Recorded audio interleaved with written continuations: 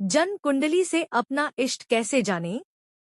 इष्ट देव या इष्ट देवी का चयन करने से पूर्व यह समझ लेते हैं कि इष्ट देव क्या होता है।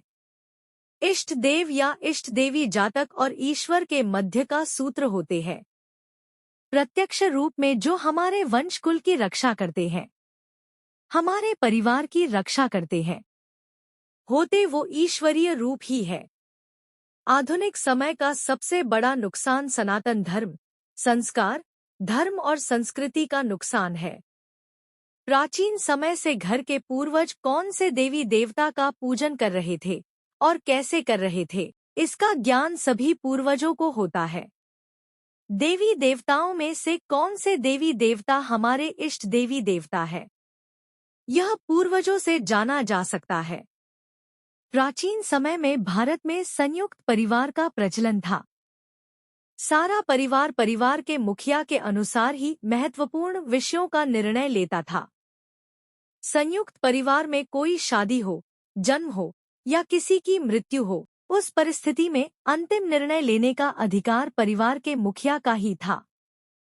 संयुक्त परिवार होने के कारण बड़ी बड़ी विपत्तियों को परिवार आसानी से झेल जाता था।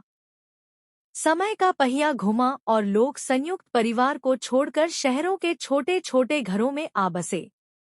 इष्ट देव बटा कुल देव सब गांवों में रह गया।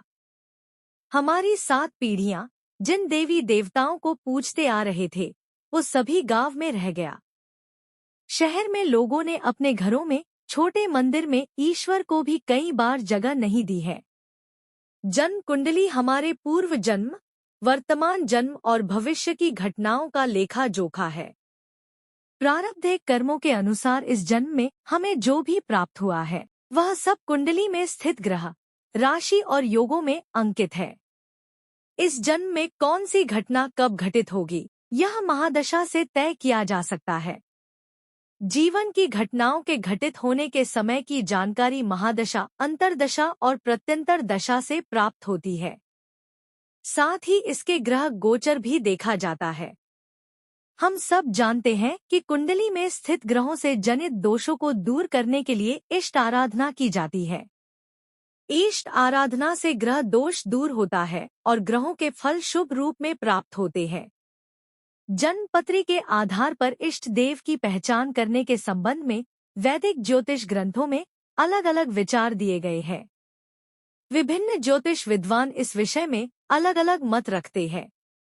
कुछ विद्वानों के अनुसार धर्म भाव नवम भाव है, धार्मिक आस्था का भाव है, इसलिए इस भाव का स्वामी ही इष्ट देव होता है। नवम भाव में स्थित राशि और राशि के स्वामी के अनुसार ही इष्ट देव होता है। अन्य मत के अनुसार पंचम भाव की राशि और पंचमेश ग्रह के अनुसार इष्ट देव का निर्धारण किया जाता है।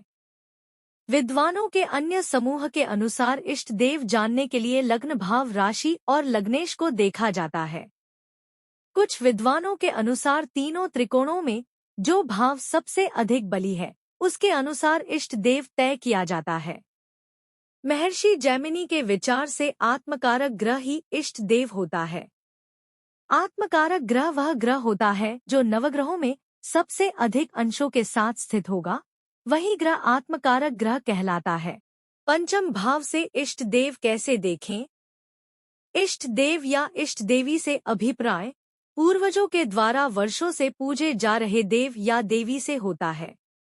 जन्म जन्म के कर्मों से इष्ट देव या इष्ट देवी का निर्धारण होता है। कुंडली का पंचम भाव प्रारब्ध का भाव है, पूर्व जन्मों के कर्मों का भाव है। ज्ञान, बुद्धि, शिक्षा और भक्ति का भाव है। इस भाव से ही इष्ट देखा जाता है, जबकि नवम भाव से भाग्योदय करने वाले देव देखे जाते हैं। यदि आपके पास जन्म विवरण मालूम नहीं है, तो ऐसे में जन्म कुंडली का निर्माण भी संभव नहीं है। जन्म कुंडली के अभाव में इष्ट देव जानने का सबसे सरल तरीका यही है कि व्यक्ति अब तक जिस देव की आराधना करता आ रहा है, उसी देव का दर्शन पूजन करे, वही उसके इष्ट देव हो गए हैं। पंचमेश के आधार पर इष्ट देव का निर्धारण निम्न प्रकार से किया जा सकता है। मेष लग्न के अनुसार पंचम भाव में सूर्य की सिंह राशि आती है। सिंह राशि का स्वामी सूर्य है। अतः मेष लग्न वालों के लिए उनके इष्ट विष्णु जी और राम जी होते हैं। वृषभ लग्न के लिए पंचम भाव में बुध की कन्या राशि होती है। इस लग्न के व्यक्तियों को दुर्गा जी और गणेश जी दर्शन पूजन इष्ट देव के रूप में करना चाहिए। मिथुन लग्न के हिसाब से पंचम भाव में शुक्र की तुला राशि आती है। तुला राशि का स्वामी शुक्र है। अतः देवी लक्ष्मी और देवी गौरी का दर्शन पूजन करना अति शुभ होता है और देवी लक्ष्मी और देवी गौरी इनकी इष्ट देवी होती है। कर्क लग्न में पंचम भाव में वृश्चिक राशि होती है। वृश्चिक राशि का स्वामी मंगल है। मंगल ग्रह के अनुसार कर्क लग्न वालों का इष्ट देव हनुमान जी, कार्तिकेय, जिन्हें हम सब स्कंद कुमार के नाम से भी जानते हैं। सिंह लग्न के अनुसार पंचम भाव में धनु राशि होती है। धनु राशि के राशि स्वामी बृहस्पति ग्रह होते हैं। बृहस्पति ग्रह के लिए ब्रह्मा, विष्णु और वामन अवतार के स्वरूप की इष्ट के रूप में दर्शन पूजन करना चाहिए। कन्या लग्न के पंचम भाव में मकर राशि आती है। मकर राशि शनि ग्रह की राशि है। शनि ग्रह के इष्ट देव भैरव जी, हनुमान जी, कूर्म अवतार विष्णु जी और यम देव होते हैं। इनमें से किसी एक देव का दर्शन पूजन करने के लिए कन्या लग्न वालों को अपने इष्ट का चयन करना चाहिए।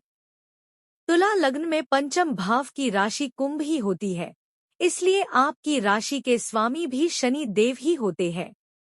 शनि देव के लिए भैरव जी, हनुमान जी, कूर्म अवतार और यम देव में से किसी एक को अपना इष्ट देव बनाया जा सकता है। वृश्चिक लग्न के अनुसार पंचम भाव में मीन राशि आती है। मीन राशि का स्वामी ग्रह गुरु है और गुरु ग्रह के अनुसार देव ब्रह्मा, विष्णु, वामन है। इनमें से किसी एक को वृश्चिक राशि के जातक अपना इष्ट देव मान सकते हैं। धनु लग्न वालों को अपने पंचम भाव की राशि मेष राशि के अनुसार मंगल ग्रह को ध्यान में रखते हुए अपने इष्ट का चयन करना चाहिए। हनुमान, कार्तिकेय, स्कंद कुमार, इनमें से किसी एक देव को धनु लग्न के जातक अपना इष्ट मान सकते हैं। मकर लग्न वालों के पंचम भाव की राशि वृषभ होती है। वृषभ राशि का स्वामी शुक्र है। शुक्र ग्रह की शुभता पाने के लिए देवी लक्ष्मी या देवी गौरी में से किसी एक को अपनी इष्ट देवी मानना चाहिए। कुंभ लग्न के पंचम भाव में मिथुन राशि आती है। मिथुन राशि का स्वामी बुध है और ग्रह से संबंधित देव और देवी दुर्गा जी और गणेश जी है। इन दोनों में से किसी एक को कुंभ लग्न के जातकों को अपना इष्ट देव या इष्ट देवी मानना चाहिए। मीन लग्न के पंचम भाव चंद्र ग्रह की राशि कर्क राशि होती है। कर्क राशि के देव शिव, पार्वती, कृष्ण जी है। इनमें से किसी एक को मीन लग्न के लोग अपना इष्ट देव या इष्ट देवी मानकर दर्शन पूजन कर सकते हैं। पंचम भाव में यदि राहु या केतु की स्थित हो तो वह भाव राहु केतु के आधिपत्य में आ जाता है। हम जानते हैं कि राहु और केतु दोनों ग्रहों की अपनी कोई राशि नहीं है। ऐसे में राहु और केतु दोनों जिस राशि में बैठते हैं उस भाव में स्थित राशि के स्वामी हो जाते हैं। किसी व्यक्ति की कुंडली के पंचम भाव में यदि राहु पंचम में हो तो व्यक्ति को अपने पंचमेश के अनुसार अपने इष्ट का चयन नहीं करना चाहिए, बल्कि राहु ग्रह के अनुसार सरस्वती जी, शेषनाग और भैरव जी का दर्शन पूजन करना शुभ रहता है। इसी प्रकार यदि पंचम भाव में केतु स्थित है तो व्यक्ति को अपने इष्ट का चयन मत्स्य अवतार स्वरूप का करना चाहिए। पंचम भाव में स्थित ग्रह के आधार इष्टदेव का निर्धारण।